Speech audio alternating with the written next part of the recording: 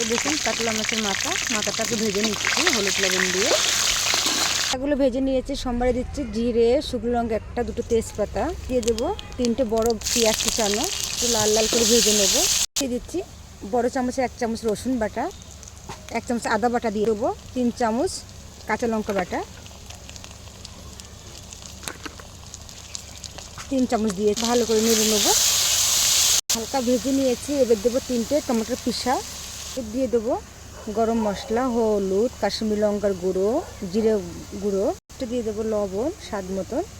লবণটা আমি 1 চামচ দিয়েছি, আগে মাছ ভাজা দিয়েছি, মাথা ভাজায়। মশলাটা খুব সুন্দরভাবে ভাজা হয়ে গেছে, তো আমি এখন জল দিয়ে দেবো। এরপরে আমি জল দিয়ে দিচ্ছি, ফুটে এসে দেখুন মাছগুলো সব দিয়ে দেবো, মাথাগুলো।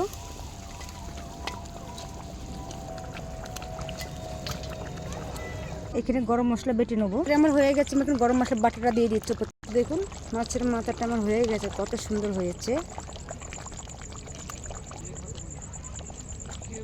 কষা কষা মাছের মাথা কিরকম হয়েছে দেখুন, কমেন্টে জানাবেন আপনারা। ভালো লাগলে লাইক কমেন্ট শেয়ার করবেন।